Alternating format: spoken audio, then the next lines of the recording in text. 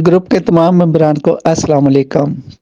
जी sir, आप पहले जो फ़ीवर के कॉम्बिनेशन है वो सेंड करें पहले ग्रुप में, तो फिर मैं इस पे बात करता हूँ। जी सर, सबसे पहले जो फ़ीवर का कॉम्बिनेशन है, बीक्यू है। तो सर इसके बारे में हमारे डॉक्टर्स की रहनुमाई फरमाएँ कि इस कॉम्बिनेशन को हमने किन मरीज़ों को देना है और इसकी क्या इलामात हैं? सिर्फ़ इसी के बारे में बताएँ। अस्सलाम डॉक्टर साहब, जो सफरावी मिजाज लोग होते हैं, टाइफाइड उनको हो जाता है, तो हमारा बीक्यू का कॉम्बिनेशन उस पर बहुत अच्छा काम करता है। उस पर बरबरस वल्गरस है, आयोडियम है, करियाजोट है। ये उन मरीजों को देते हैं जिनके हलक खुश्क रहते हैं, सीने में जलन होती है। सीने में जलन तो हर बुखार में होती है, तेजाबियत में भी होती है। नज़ला रहता हो, बुखार हो, जिगर बढ़ा हुआ हो, जिसे हम फैटी लीवर कहते हैं, ये उन मरीजों को हम देते हैं। और दूसरा ये कि अगर बरबरस वल्गरस जो इसमें मेन दवा है, हमारे जितने भी डॉक्टर्स हैं उनको उस पर थोड़ा स्टडी करना चाहिए। फीवर देखे कहाँ कहाँ ये काम कर रही है फीवर पर, बरबरस वल्गरस, क्योंकि मेन दवा जो है हमारी इसमें इस कॉम्बिनेशन में बरबरस वल्गरस है। वालेकुम सलाम सर, कैसे हैं आप? ठीक हैं सर? ज़रा और आसान कर दें कि ये सफरावी मिजाज जो आप कहते हैं पेशेंट, तो इसमें सिर्फ आप 2-3 सिम्पटम या 4 सिम्पटम बता दें कि अगर मरीज में ये 4 हों या 3 हों तो आप ये कॉम्बिनेशन दे दें बीक्यू, ताकि हमारे डॉक्टर्स को पता हो। क्योंकि बहुत ज़्यादा तफसील में जब ये तीनों कॉम्बिनेशन वो पढ़ते हैं, सुनते हैं, तो उनको समझ नहीं आती। क्योंकि मुझे इनबॉक्स में इतने मैसेज आते हैं, हालांकि ये 3 कॉम्बिनेशन है, इनको सिलेक्ट करना ही मुश्किल होता है डॉक्टर्स के लिए। तो दोबारा से इसको ज़रा और क्लियर करके बताएं कि 3 या 4 वो कौन से सिम्पटम हैं कि हमारे डॉक्टर्स आंखें बंद करके इसको बीक्यू को दे दें, इस कॉम्बिनेशन को। डॉक्टर साहब देखें, एक मलेरिया का बुखार होता है जो बिगड़ जाता है, एक टाइफाइड होता है। टाइफाइड तो वो भी कहेगा, कहलाया जाएगा जो मलेरिया से बिगड़ा है, लेकिन आया कहाँ से? तो सफरा बरबरस वल्गरस में देखें, सफरावी मिजाज पे ये दवा काम करती है, बरबरस वल्गरस। तो अब इसमें जो अक्सर लोगों को शिकायत होती है कि उनके हलक खुश्क हैं, तो हम उसी को बेस बनाते हैं, हलक की खुश्की को। ठंडे पसीने आ रहे होते हैं, गर्मियों में ठंडे पसीने बहुत आते हैं, एक्स्ट्रा ऑर्डिनरी पसीने आते हैं। पसीने तो हर बुखार में आते हैं, चाहे वो कुरूली का बुखार हो, चाहे वायराबेग का बुखार हो, चाहे बीक्यू का बुखार हो। तो इस लिहाज से अब बुखार जब रहता है तो सीने में जलन भी होती है। अब डॉक्टर्स लोग, जो आम डॉक्टर्स हैं, जो बुखार को नहीं समझते, मानते, तो वो तेजाबियत की दवा दे देते हैं, सल्फर दे देते हैं, या कोई इस टाइप की कोई दवा दे देते हैं। हम थर्मामीटर से उसको कहते हैं आप चेक करो, समझे कि, और या मुंह के सामने हाथ रखे, हवा निकाले, देखे गर्म होगी। जब हवा गर्म हो तो इसका मतलब बुखार की वजह से सारी चीज़ें हो रही हैं, बिगड़ा हुआ बुखार है वो। एक बात और है, बहुत अच्छी जहन में आई। आजकल लोग जब घर से निकलते हैं तो अपनी बोतल साथ रखते हैं, तो वो इसका मतलब वो बीक्यू का मरीज है। जी सर, ठीक हो गया। आप कहते हैं कि बिगड़े हुए जो बुखार हैं, मलेरिया का आपने जिक्र किया, टाइफाइड का किया, और ख़ास बात आपने बताई है कि अगर हलक खुश्क हो, तो इसका मतलब ये हुआ कि अगर किसी पेशेंट को फीवर है, हम हमने उसको चेक किया थर्मामीटर पे फीवर को, और थर्मामीटर पे फीवर आ गया, और हमने पेशेंट को पूछा कि क्या आपका गला खुश्क है, तो वो कहता है जी मेरा गला खुश्क है। तो बस हम फौरी से इस बीक्यू को कॉम्बिनेशन को दे दें। आप इतना बताएं हमारे डॉक्टर्स को کہ یہ دو باتیں جو میں نے کی ہیں کہ فیور آ گیا اور حلق خشک ہے، آیا کہ یہ دے دیا جائے کمبینیشن، ہمارے ڈاکٹر جو ہیں وہ دے دیں؟ آپ نے بہت اچھا سوال کیا. یہ بخار اگر صبح کے وقت ہم چیک کرتے ہیں، صبح 8-9 بجے یا اس سے پہلے یا اس کے بعد، تقریباً اس کے آگے پیچھے، تو ہمیں 96-97 ملتا ہے. اگر یہ ہم 2 بجے کے بعد اگر چیک کرتے ہیں شام کو تو 99-100 ہم کو یعنی کہ ایرو کراس ہو کے ملتا ہے. پھر رات کو 11 بجے کے قریب اگر ہم چیک کرتے ہیں تو پھر وہی 96-97 ہوتا ہے. یہ بخار صحت مند انسان کو ویریشن نہیں ہونی چاہیے تھرمامیٹر میں. تھرمامیٹر میں ویریشن آ رہی ہے تو اس کا مطلب دیر از سم تھنگ رانگ. بخار اندر ہے، جو ہمارے فاسد مادے جو ہیں وہ ہماری بیماری کو بڑھا رہے ہیں. یہ سب سے بڑی نشانی ہے. دوسری نشانی یہ ہے کہ جب آپ کے پاس کوئی مریض کہتا ہے کہ میرا حلق خشک ہے، ہم کہتے ہیں کہ قطرہ منہ میں ڈالیں، مشکل سے 2 منٹ بھی نہیں لگتے، مریض کہتا ہے میری تو تراوٹ آ گئی، خشکی دور ہو گئی. تو اس کا مطلب یہ دوا اس کی ہے. صحت مند انسان کی یہ نشانی ہے کہ جب بھی اس کو تھرمامیٹر سے چیک کیا جائے تو اس کا 98.6 اور کچھ کتابوں میں لکھا ہے 98.4 دونوں صحیح ہیں. بس آپ تھرمامیٹر کو دیکھیں کہ لال نشان سے آگے کراس نہیں ہونا چاہیے اور نہ بہت پیچھے ہونا چاہیے. یہ ہے ہماری صحت کی نشانی یا بخار نہ ہونے کی علامات. جی سر، نمبر 2 پہ جو آپ کا کمبینیشن ہے فیور کے لیے وہ ہے کرولی. تو یہ کمبینیشن کن مریضوں کو دینا ہے؟ اس کی کیا خاص علامات ہیں کہ جن کو ہمارے ڈاکٹرز چیک کریں، وہ علامات کو دیکھ کر اس کمبینیشن کو سلیکٹ کریں؟ تو اس پہ ہمارے ڈاکٹرز کی رہنمائی فرمائیں. یہ جو ہمارا نمبر 2 پہ کمبینیشن ہے کرولی. ہاں ڈاکٹر صاحب، اس کی جو مین علامات ہے وہ ہے ذائقہ کڑوا ہونا. لائکوپوڈیم اس کی مین دوا ہے. اس کی علامات میں ہمیں چکر بھی مل سکتے ہیں. مریض کو اگر گھبراہٹ ہو تو اس میں بھی یہ دوا سلیکٹ ہوتی ہے کرولی. بخار تو ہے. اعضاء کا سن ہونا، اکثر لوگ شکایت کرتے ہیں کہ ہمارے ہاتھ پیر سن ہوتے رہتے ہیں. ٹھنڈے پسینے اس میں بھی ہوں گے. گرمیوں میں جب مریض ایکسٹراڈنری پسینہ آتا ہے، سینے میں جلن اس بخار میں بھی ہوتی ہے، بخار کی جلن. تو اب میں نے سب سے یہی کہوں گا کہ جب آپ کے پاس مریض آتا ہے، وہ کہتا ہے میرا منہ کا ذائقہ کڑوا رہتا ہے یا مجھے گھبراہٹ ہوتی ہے، تو آپ اس کو قطرہ منہ میں ڈالیں اور تھوڑی دیر میں مریض کہے گا کہ میرا منہ کا ذائقے میں فرق آیا ہے، تو اس کا مطلب یہ دوا اس کی بنتی ہے، وہ کمبینیشن اس کا بنتا ہے، آپ نسخے میں لے سکتے ہیں. جی سر، اگر میں اس کو اور شارٹ کٹ کر دوں ان علامات کو، تو میں جو سمجھا ہوں کہ اگر منہ کا ذائقہ کڑوا ہو اور ٹھنڈے پسینے آتے ہوں اور پیشنٹ کا ہم فیور چیک کریں تو تھرمامیٹر پہ اس کو ٹیمپریچر آئے، تو ہم اس کمبینیشن کو سلیکٹ کر لیں یا ہمارے ڈاکٹر جو ہیں وہ یہ کمبینیشن دے دیں پیشنٹ کو. تو سر آپ کیا کہتے ہیں کہ یہ بالکل ٹھیک ہے جو میں کہہ رہا ہوں؟ ہاں سر، ایک تو آپ نے گھبراہٹ کا نام نہیں لیا. اس میں اکثر مریض ہم کو یہ بھی شکایت کرتے کہ مجھے گھبراہٹ ہوتی ہے. دوسرا آپ نے یہ نام نہیں لیا کہ 96-97 اگر ٹمپریچر تھرمامیٹر میں آئے تو وہ بھی بخار ہے.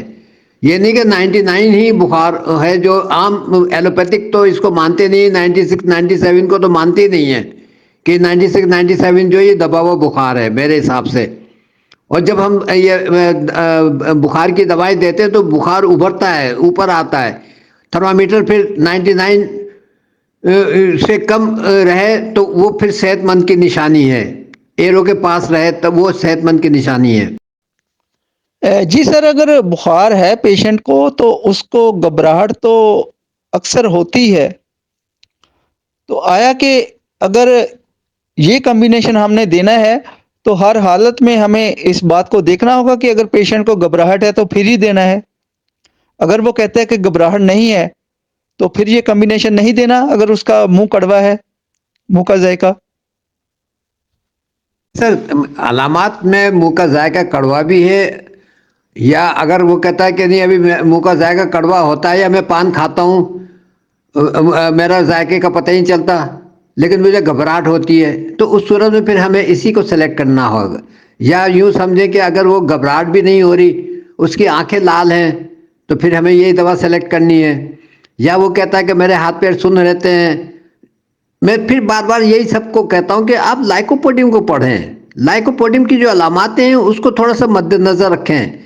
شام کے وقت مریض کی طبیعت نڈھال ہونا یہ بھی ایک علامات میں سے ہوتی ہے لائکوپوڈیم کی, کہ شام کے وقت نڈھال طبیعت ہوتی ہے. اور دواؤں میں بھی ہے لیکن اس کمبینیشن میں بھی یہ علامات ہے کہ شام کے وقت اس کی طبیعت نڈھال ہوتی ہے. سب سے بڑی بات میں بار بار سب کو یہی ریپیٹ کرتا ہوں کہ قطرہ منہ میں ڈالیں اور مریض سے پوچھیں تمہاری دوا ہے یا نہیں ہے, کنفرم بات ہو گئی. اس سے زیادہ آسانی اور کیا چاہیے ہومیوپیتھک میں سر؟ جی سر, آپ کا تیسرا کمبینیشن جو فیور کے لیے ہے وہ ہے ویرابیتھ. تو سر یہ کمبینیشن جو ہے کن مریضوں کو دینا ہے, اس کی کیا خاص علامات ہوں گی, اس کے بارے میں آپ ہمارے ڈاکٹرز کی رہنمائی فرمائیں کہ جو اس کمبینیشن کی خاص 2 3 4 علامات ہیں تو وہ آپ ہمارے ڈاکٹرز کے ساتھ شیئر کریں. بہت شکریہ. ڈاکٹر صاحب یہ کمبینیشن بنایا ہے جب یہ ڈینگی فیور آیا تھا تو ظاہری بات ہے ہر کوئی پریشان تھا, بہت پرانی بات ہو گئی ڈینگی کو آئے ہوئے کو, تو ہم بھی دوائیں تلاش کر رہے تھے. تو ویٹرم البم مجھ کو دوا سمجھ میں آئی, اس کے ساتھ میں نیٹرم میوٹ دے رہا تھا مریضوں کو اور مجھے فائدہ ہو رہا تھا. میرا ڈینگی کے مریض ٹھیک ہو رہے تھے اور جو پریشانیاں تھیں وہ دور ہو گئی تھی, اور مجھے ایک گرپ آ گئی تھی اس ڈینگی فیور پر. تو اس طریقے سے اس میں جو خاص علامات ہے ڈینگی فیور کی یا یوں اس بخار کی, اس میں ماتھے پہ پسینہ ہے, یعنی کہ جسم کے پسینے کے علاوہ ماتھے پر پسینہ ہے. جن لوگوں کو ماتھے پہ پسینہ آتا ہے, جسم پہ پسینہ آتا ہے, ایکسٹرا آرڈنری پسینہ آتا ہے, تو اس کی مناسبت سے ہم وائرابیت سلیکٹ کرتے ہیں. مریض عموماً ہم کو یہی شکایت کرتا ہے میرا کوئی ذائقہ ہی خراب ہو گیا ہے, نہ ذائقہ ٹیسٹ لیس ہے, یعنی کہ ذائقہ نہ کڑوا ہے نہ حلق خشک ہے. تو پھر ہم اس کا قطرہ منہ میں ڈال کے کنفرم کرتے ہیں کہ اس سے اس کو سکون ملا یا نہیں ملا. دوسری علامات جو اس کی ہمیں ملتی ہے پلسٹیلا والی, کندھوں میں درد ہم کو ملتا ہے. تیسرا جو وائرابیت کا ہے کہ نیند کا غلبہ زیادہ ہوتا ہے, نڈھال طبیعت ہوتی ہے, نیند کا غلبہ ہوتا ہے, حلق میں خشکی ہو سکتی ہے, اور مریض کو ہر چیز اس کو ٹھنڈی چیز چاہیے ہوتی ہے. مریض کو یہی چاہیے ہوتا ہے کہ میں بس ٹھنڈی چیزیں کھاؤں. تو ایسی صورت میں ہمیں وائرابیت کو سلیکٹ کرنی پڑتی ہے. پھر میں سب سے بار یہی کہوں گا کہ قطرہ منہ میں ڈالیں اور مریض سے کنفرم کریں کہ تمہاری دوا ہے یا نہیں ہے. اگر ہم ویٹرم البم کو پڑھتے ہیں تو یہ ٹائیفائڈ کی دوا ہے, حالانکہ ٹائیفائڈ کی اور کئی دوائیں ہیں, بپٹیشیا بھی ہے, ٹائیفوڈیم بھی ہے, اور بھی ہے, لیکن وہ اس ڈینگی فیور میں کام نہیں کر رہی. جب یہ کورونا آیا تو ڈاکٹر صاحب میں نے اس کو ویٹرم البم کو پھر میں نے اس کو چیک کیا, اس کے ساتھ مجھے پھر پلسٹیلا کو لگانا پڑا, تو مجھے یہ اس میں بہت اچھے رزلٹ ملے. تو اب جو میرا کمبینیشن بنا ہے اس وائرابیت کا, تو اس میں ویٹرم البم ہے, پلسٹیلا ہے اور کریازوٹ ہے.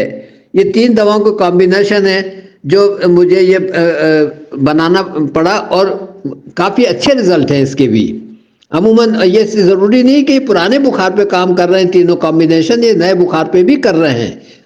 ہم مریض کو نئے بخاروں میں بھی ہم یہی 3 کمبینیشنز میں سے کوئی ایک کمبینیشن سلیکٹ کرتے ہیں. اب 100% تو نہیں, کم سے کم 70-80% ہمیں یہی کمبینیشن ہمارا کام دیتے ہیں, ہمارے مریضوں کو شفا دیتے ہیں. اس اکثر شکایت کرتا ہے کہ ہمارے جسم میں درد رہتا ہے، تو اس میں بھی یہ وائرابیت اچھا کام کرتی ہے، حالانکہ جسم کے درد کی دوا ہے یوپیٹوریم پرف ایف والا، تو لیکن اس کی جگہ ہمیں اس سے اچھے رزلٹ ملتے ہیں۔ مریض کہتا ہے کہ ہمیں ڈینگی ہوا تھا یا کورونا ہوا تھا، یا ہم پوچھ لیتے ہیں کہ آپ کو ڈینگو تو نہیں ہوا تھا، کورونا تو نہیں ہوا، تو اگر وہ کہتا ہے کہ ہاں، تو اس کے اثرات اگر رہ گئے ہوتے ہیں تو وہ یہ اس کے اثرات کو بہت اچھے طریقے سے ختم کرتی ہے۔ جی سر، بہت شکریہ، آپ نے بڑا تفصیلاً اس تیسرے کمبینیشن کے بارے میں بتا دیا، ویرابت کے بارے میں۔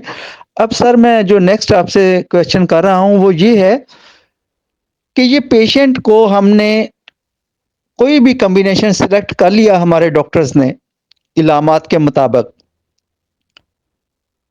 کرولی، ویرابت یا بی کیو، تو سر یہ کتنا عرصہ دینا ہے اور دن میں کتنی بار دینا ہے؟ اس پہ رہنمائی فرمائے ہمارے ڈاکٹرز کی۔ ڈاکٹر آپ نے سوال بہت اچھا کیا ہے، کیونکہ یہ اکثر ڈاکٹرز ہم سے بھی پوچھتے ہیں کہ کتنے عرصے دینا ہے، اور آپ کو میں بار پھر یہ ریپیٹ کر رہا ہوں کہ کنفرم ہم نے اپنے علامات کے بیس پہ نہیں کرنا ہے صرف، بلکہ اس کا قطرہ منہ میں ڈال کے اس سے ہاں نہ میں جواب بھی لینا ہے۔ وہ کہتا ہے کہ ہاں مجھے اس سے اچھا لگا ہے، تب ہم وہ کمبینیشن کو سلیکٹ کریں۔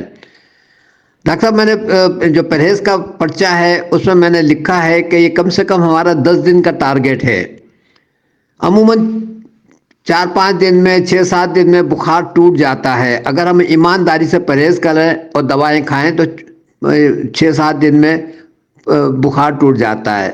ہمارا سب سے یہی کہنا ہوتا ہے کہ آپ تھرمامیٹر سے اپنے آپ کو مانیٹر کرتے رہیں، کوئی صبح کے وقت آپ چیک کر لیا کریں یا رات کو سونے سے پہلے چیک کر لیا کریں، اور وہ 98.6 ہو، یعنی کہ ٹیرے کے پاس ہو، تو سمجھیں کہ آپ صحت مند ہیں اور بخار آپ سے ختم ہو چکا ہے۔ لیکن وہ مسلسل ہو، یہ نہیں کہ آج ٹھیک 98.6 ہو جائے، لیکن کل پھر 2 دن کے بعد پھر وہ 96-97 پہ ہو جائے، مسلسل 5-6 دن تک یہ رہے، تب آپ پرہیز بھی توڑ سکتے ہیں، اور دوا کو کنٹینیو رکھنا ہے، پرہیز توڑ سکتے ہیں۔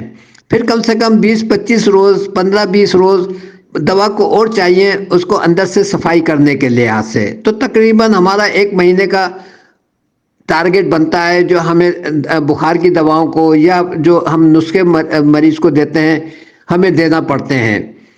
بڑھاپا ایک الگ چیز ہے، بڑھاپے میں ہم کو پھر یہ لیپا پوتی بھی چلتی ہے، پھر ہم مریض کو جب دیکھتے ہیں کہ 70 یا 60 سے کراس کر گئے ہیں تو ہم ان سے کہتے ہیں کہ اگر آپ کو دوبارہ کوئی شکایت ہو، کمزوری محسوس ہو یا کچھ ہو، تو آپ اس کو بخار کو بگڑنے نہ دیں، بلکہ ہم ہر مریض سے کہتے ہیں کہ آپ کو بخار کو بگڑنے نہ دیں۔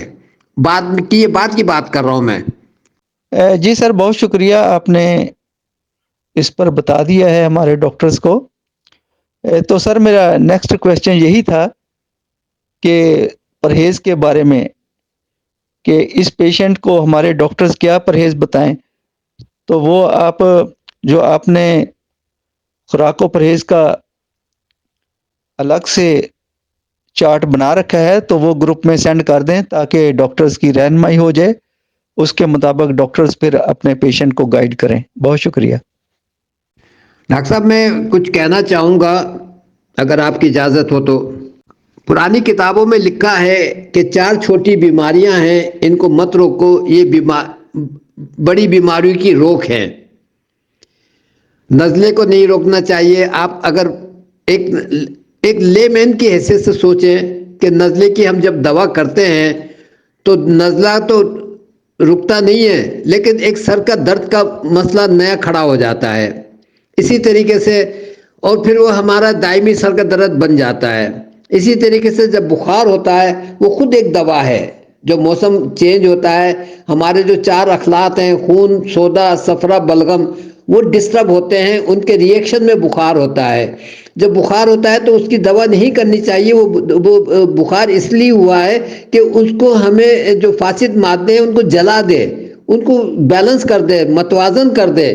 ہم اس کو ہونے نہیں دیتے، فوراً پیناڈول کھلا دیتے ہیں، بروفین کھلا دیتے ہیں، اور وہ فاسد مادے فاسد ہی رہ جاتے ہیں، وہ ڈسٹرب ہی رہ جاتے ہیں۔